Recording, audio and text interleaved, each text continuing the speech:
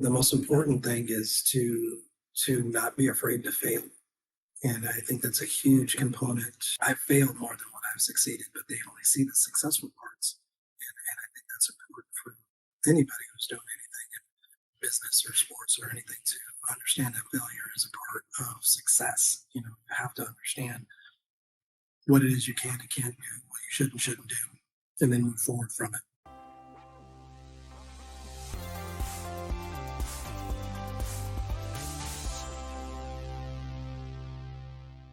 Hey everyone, welcome to the Endgame podcast, where I bet you didn't know what you didn't know. I'm Dr. Ryan Wakim, successful entrepreneur and your Endgame coach. I'm here to talk to you today about a critically important characteristic, and often one that has to be kind of trained and honed over time, but this idea of both self and situational awareness and how that plays into kind of long-term success in both your personal and professional lives. With me today, I actually have the Director of Operations for the San Antonio Brahmas, the XFL team, as well as the founder, owner, and operator of the College Gridiron Classic Showcase. And that is Jose Jefferson. So, Jose, welcome to the show. Sorry for messing that up. It's the College Gridiron Showcase. Oh yeah, you're not the first person to say that. It's fine. Like I said, that's why we shortened it down to CGS. It's like Kentucky Fried Chicken. KFC, everybody knows what KFC is, but if you ask them what it means, nobody knows what it means, but they know what KFC is. So no, not a problem at all. Yeah, perfect. Well, thank you for joining us today as we kind of think about and talk about social situational self-awareness. Obviously, you didn't get where you are today as the director of operations for an XFL team, all the work you've done in college and professional on sports, and again, the founder of the CGS, as you say. You didn't get to this point being completely socially inept and incapable of, or at least I don't think you probably have. And having met you before, I'm going to go out on a limb and say that's not the case. Obviously, as you think about what are some key characteristics as you elevate in your career as an entrepreneur yourself, to me, social situational self-awareness strike a notable chord. But what does it mean to you, or give me some examples of what that's looked like in your path so far to where you are today? I think the most important thing is to not be afraid to fail. And I think that's a huge component, especially in this day and age. I talk to my sons about it, because they don't want to try anything because they don't want to fail. And that kind of bothers me a little bit because when people see the result, and not the process, and that's why people want to be a part of the results and not the process. And when I think about it, I tell them all the time, quality, time spent is quality received. And if you don't put in that time, you're not going to see the quality. And I've failed more than what I've succeeded, but they only see the successful parts. And I think that's important for anybody who's doing anything in business or sports or anything to understand that failure is a part of success. You have to understand what it is you can and can't do, what you should and shouldn't do, and then move forward from it. I think that's very well put. We've actually talked before on this podcast around the idea of, not necessarily failure, but opportunities. And you don't become successful and stay successful if you don't learn from those opportunities. So the brain often focuses on the negative, and we don't usually pivot to the positive. But you can always learn something from whatever mishap or hurdle you may experience. And you're right, people often remember you for the failures or the lack of success, whereas you should be able to turn those into actually, becoming successful. As you think about, your career and how you've gotten to where you've gotten, having developed what you've done. Well, actually, first, why don't you tell us a little bit about CGS? I understand it to be an incredibly impactful showcase for many college athletes. And Mary is our mutual friend. Mary's told me a lot about it. But why don't you give the listeners a little kind of taste for what CGS is and why it's been so important to you in your career? Well, CGS, it's a simple concept. Basically it is and I say basically, it's because it's a college all-star event for football seniors that are coming out to the draft. And how it got formulated was watching one of the smaller events that it doesn't exist anymore, but somebody was trying to do an all-star event, and I was very disturbed with how it was presented, how the players were treated, the lineup, the format, and not everybody can go to the Senior Bowl or the Shrine Bowl. And so I wanted to do something for not only the main star kids, the SEC, Big 12, Big 10 kids, but the lower level kids where I came from. And, how it started was something very innocent, and I feel the need. And now in year 10, which is, for a startup business, kind of unheard of to be in 10 years, CGS is the largest postseason college all-star event in the country.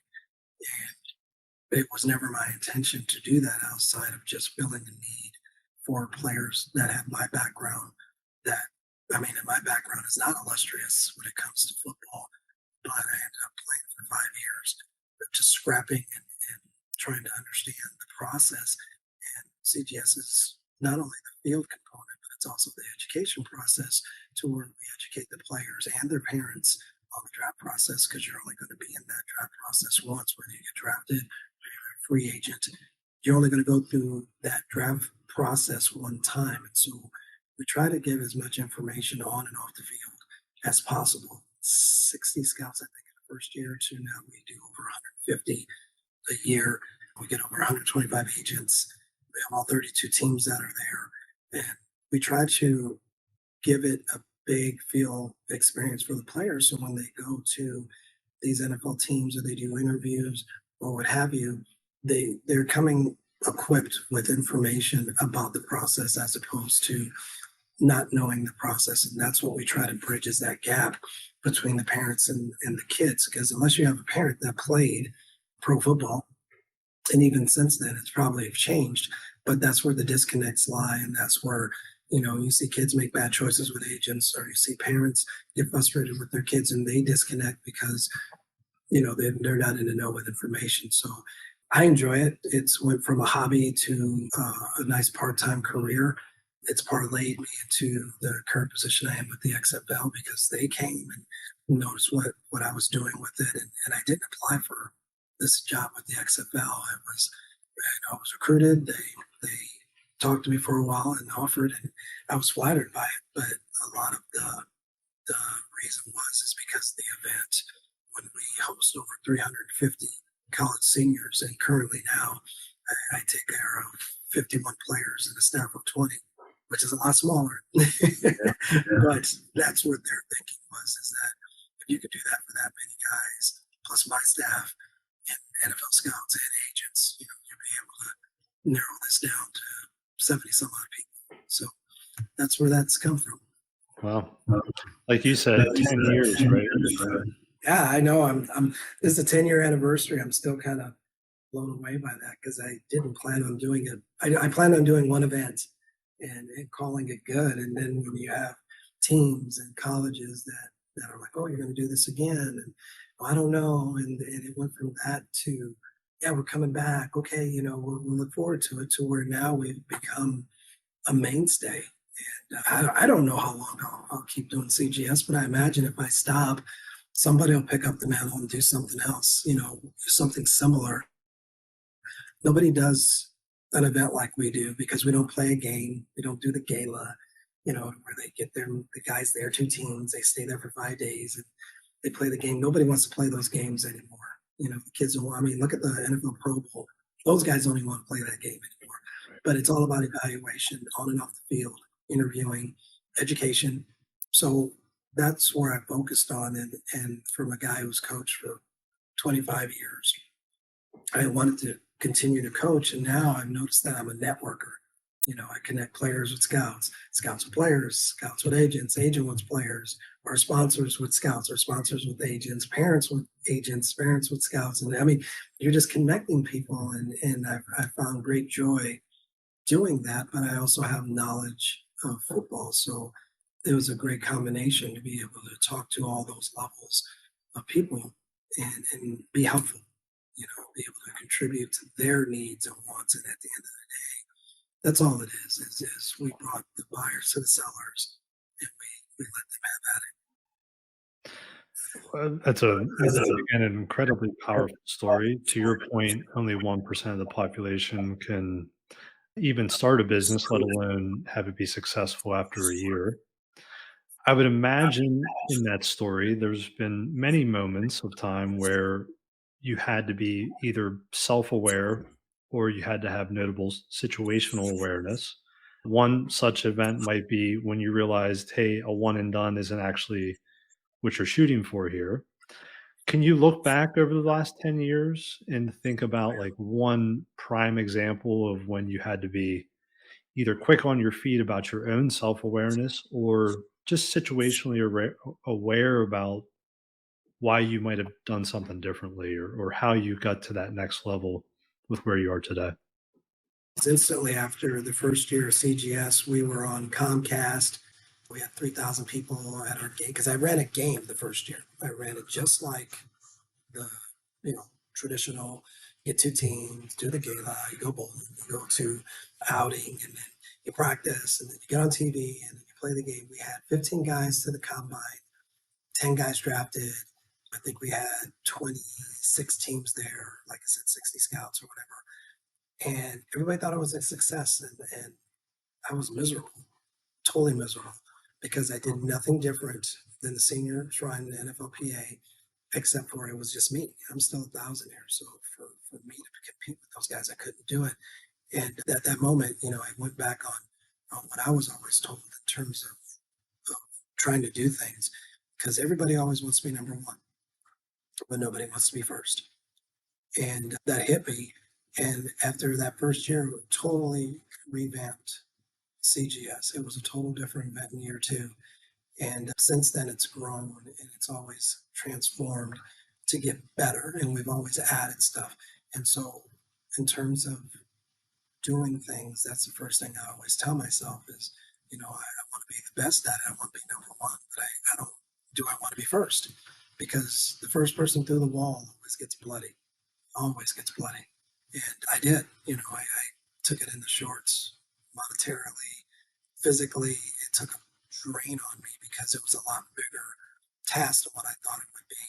And I got smarter with it, being self aware, saying what are the things I can't do, what are the things I need help with.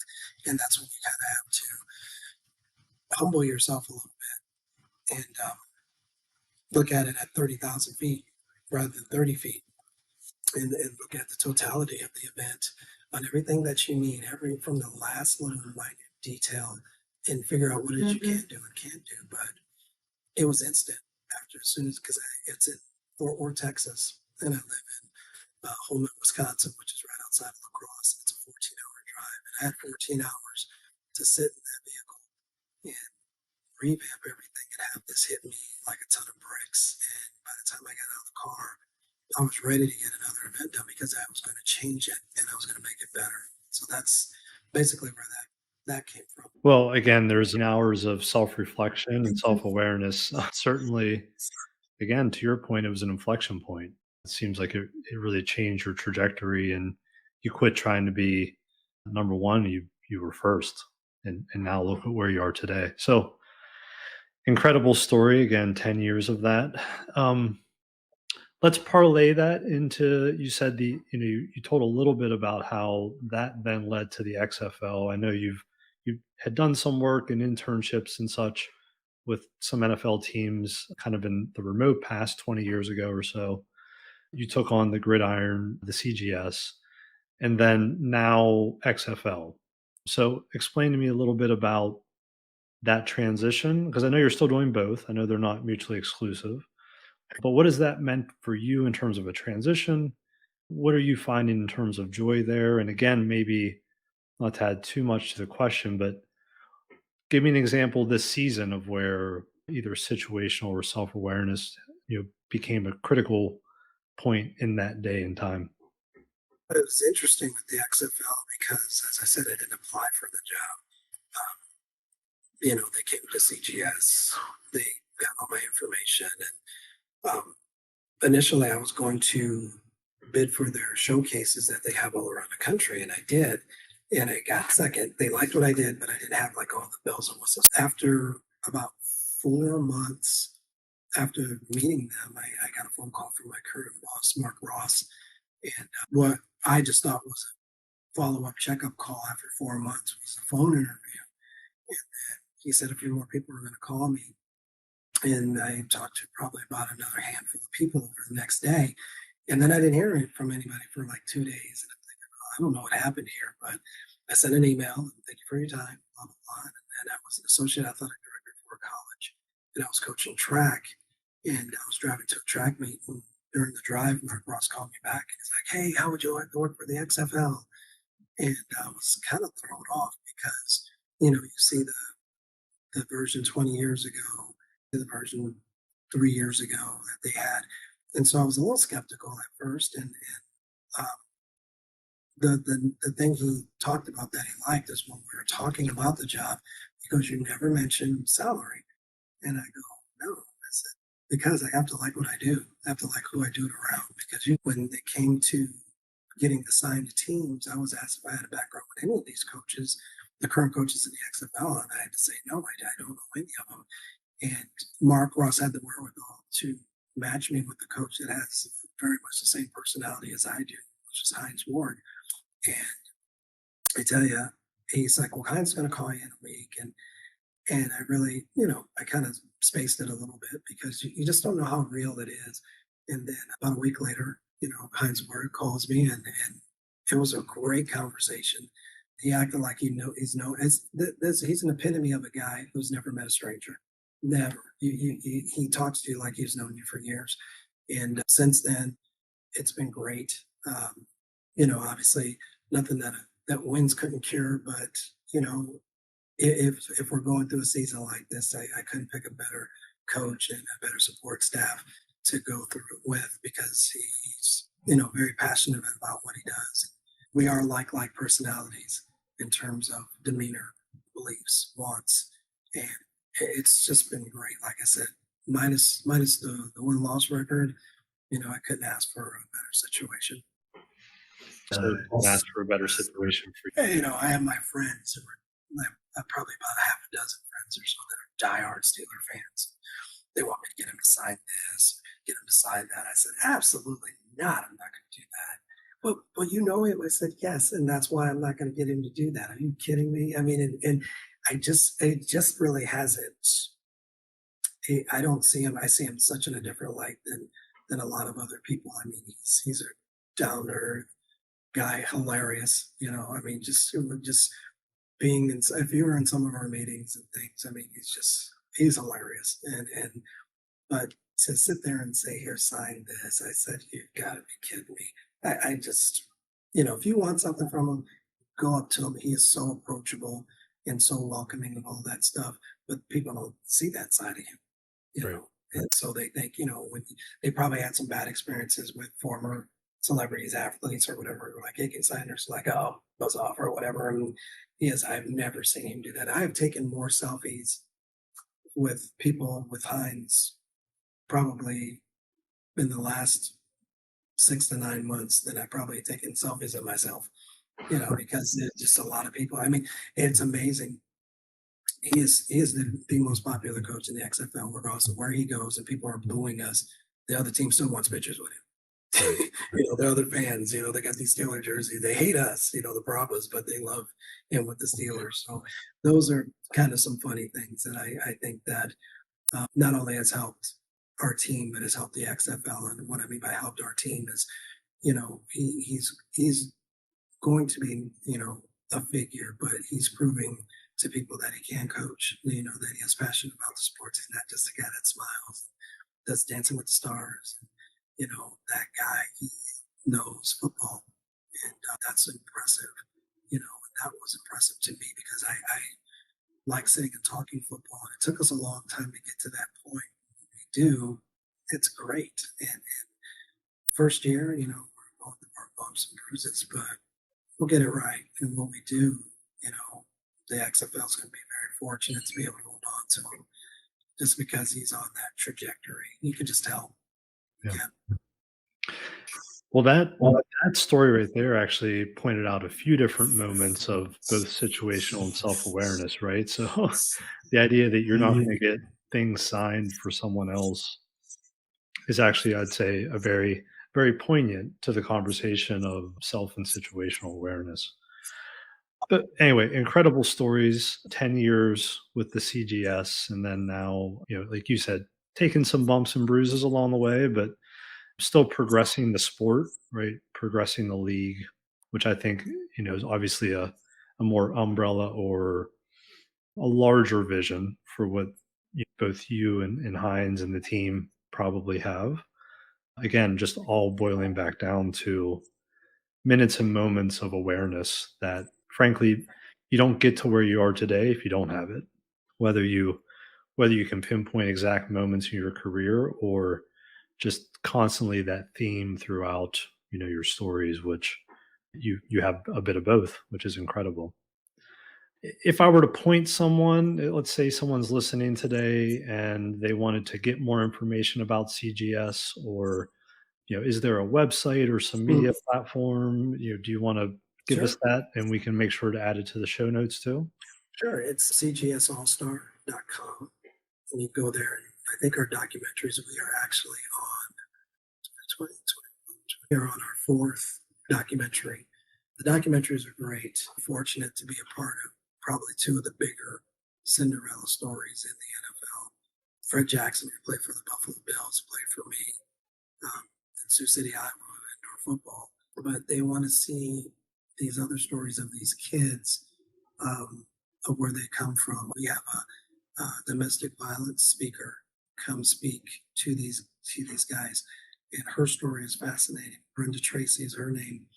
We have former pros that are on my staff and that come in. Will Shields comes into our event and talks. He's a Hall of Famer. And so I tell my story, and then Will tells his story. I mean, it's a lot different dynamic, but the documentary talks about the whole event in itself. From top to bottom, in and out. A lot of laughs and things of that nature. But if you the motto of the event, our slang slogan, our logo slogan is, it's not where you play, it's how you play.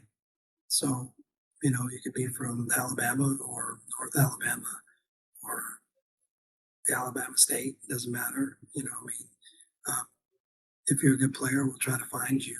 If we've expanded, our roster to 350, and that's not even a cap. It's just that, you know, if my goal is to be able to do it with 500 guys, but I want to be able to do it efficiently because we've tagged ourselves as a scouts event, to what we want scouts to come. We want scouts to dictate what we're doing. We want their feedback. We want them to be comfortable, because if the scouts are comfortable, that means they're going to come. And if the scouts are there, that means we're going to bring better players.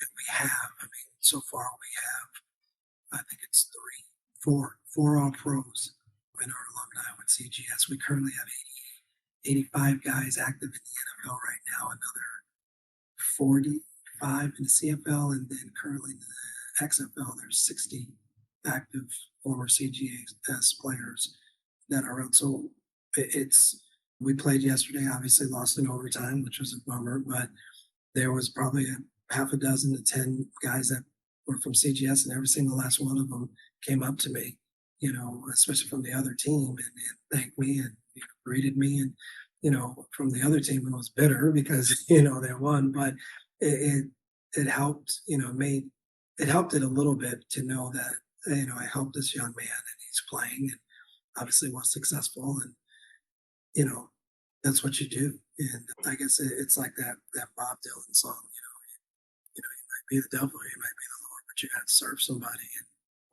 I've always had a service nature. So it's therapeutic for me to be able to help anybody that I can, and not that I'm some great savior or want to be. It's just that it's written in our Constitution, and a lot of people kind of overlook that. And I'm not saying the Constitution was written for me or men of color or anybody different, but that there's a tagline in there that applies to everybody that says, if you have the ability to do something or help somebody, you have the responsibility to do so. And that's probably the most powerful thing in that whole document, ever written, and forget the amendments, forget everything else. But if you go by that, that eliminates a lot of the minutia, and all the rest of the stuff. Because if you can, you should, you know. So No. pretty simple. That's a self-awareness movement. Yeah, it is. Yeah, And it is. those are all critically important pieces to your whole pie, right? I mean, so those bits of information and interactions and what you've done in your career make up you, Jose, and undoubtedly someone who's been very successful and quite frankly, based on your ability to be aware, both self and externally, likely to be very successful on, henceforth. So no, incredible stories and just really helps our listeners and frankly, the help you're giving to all those athletes, right? To your point, I mean, I just kind of rough estimated in my head, it sounds like you have, 150 football players in between the three different, right? Between the three That's different pretty. leagues. So That's pretty close, and that's not including the Japanese X League or the Indoor Football League, the Football League. I mean, my goal is to get these guys a job. yeah, Just get them a job. I mean, if you can make a job or do a job playing a sport, regardless if you're making $250 a game, which what the IFL does, or you're making, $1.5 million as a unsigned free agent, it's still a job in football, and that's the other thing we do at CGS is that we give them another vehicle because we have companies that come to CGS just to interview the guys or get their resumes or get their names because the percentage, I mean, they only draft 256 a year. And I just got through saying I have 350 at my event. So guess what? Even if the whole draft was based on CGS, about 100 guys are not going to get drafted. So what are they going to do? Well, that's where you got the XFL. That's where you got the Indoor Football League. That's where you got these other leagues, CFL, to where these guys can fall out. And then after that, then once you are done playing, you have to kind of step out of one lane and get into another lane. And, I just had this conversation with my son because he doesn't know if he wants to go to college, a little apprehensive about it. And I said, no one says you have to go to college. And he goes, well, I want a job like you, where you like your job and you do this. And I said, well, you got half the battle right there. And he goes, what do you mean? I said, the secret of life with jobs is two things. It's find something you like to do and then find somebody to pay you to do it. That's it. Did I say go to college? Did I say be skilled in this? Did I say no? Like something, find somebody to pay you to do it. And that's what I did with CGS is I liked something and I found a way to figure out to have somebody pay me to do it. And it parlayed into another job that I really like with the XFL, the being a director of team operations. I get to work with great people, great athletes in a great situation, and they pay me to do it. I mean, it's a great situation in life, and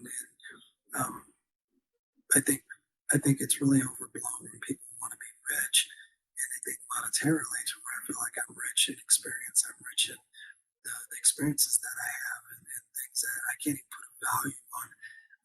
We sit here and as I was giving my coworker a hard time, we sit here and we laugh at hours on end, because of, just silly things, but then we have to put our head down and work. It gets done because that's what I love about this job is that you're always learning something, regardless of how small or how great it is. You're taking something away every day, So that's why, like I said, when it comes down to all that stuff, I'm glad you feel I'm successful. Success isn't what others consider to be great. It's what I consider to be right. I don't harm anybody. I don't wrong anybody. I work hard and I try to be the best at what I can do. I'm flattered. It's humbling. So thank you. absolutely. Your ability to be both aware and reflect like I said, I believe will continue to serve you as you serve others, into the future for sure. Jose, any final words before we close out the podcast today? I mean, again, your story is incredible. Your ability, therefore responsibility to help others is, again, more so than I've seen in most. And clearly you are successful and likely will continue to be because of your characteristics and your purpose and in your drive. But anything for the audience? just, I've been in the spotlight before, and I feel privileged to be in the position that I'm in, just due to the fact another self-awareness moment is that I've become a better kingmaker than a king. And I enjoy the role to be able to help somebody else get success and not make it about me. And it's really weird. I used to like clamor, you know, for the spotlight or for the attention. And with my age now that I'm ancient, but it seems like I tend to shy away from it a little bit more. And I don't know why. It's like a knee jerk reaction. Of, not that I can't take praise or compliments or anything, but I know in my heart of hearts that I didn't do it by myself. So it's tough for me to just take all the credit with something as opposed to saying, I contributed. This is what I've done. I made sure I did the things that I was supposed to do, can do, will do. And it worked out great, and it keeps me based and humbled and grounded. But like I said, it's a service mentality, and I'm happier when I do it that way. And not that I can't make decisions, not that I can't be firm, and not that I can't, you know, put it on somebody when I need to. But the whole thing is all about serving and being obligated to people in a good way. Because sometimes people think obligations is a bad thing, but I grew up in a generation where we play sports. It wasn't about privilege. It wasn't about entitlement. It was about obligation and responsibility. We felt obligated to be at practice every day to work hard. We felt responsible to our teammates, responsible to our coaches. Sometimes some of that gets lost in this later generation, especially because of the social media. But that's, like I said, I just try to humble myself and understand that all of it can be taken away by any fluke thing in this world, or by the grace of God, or by something that I did intentionally or unintentionally. I don't know. So I try to stay as grounded with it as I can. Well, I appreciate all the wonderful information and humbling words. We'll make sure to add your website to the show notes for those to be able to follow you from here. And we'll also make sure if there's any other information you want us to add, we can get that from you after the show. So Jose Jefferson, Director of Operations for the San Antonio Brahmas and the founder, owner, operator of College Gridiron Showcase. Again, thank you for all your humbling words and wealth of wisdom. Thank you all for listening. If you like the podcast, make sure to like it, subscribe, or share. Again, we will have some show notes for you as well to share. Again, I'm Dr. Ryan Wakim, successful entrepreneur and your endgame coach. I'm here to teach you how to exist today so that you may expand tomorrow and create the ultimate endgame of your wildest desires. Thanks again, and talk to you soon.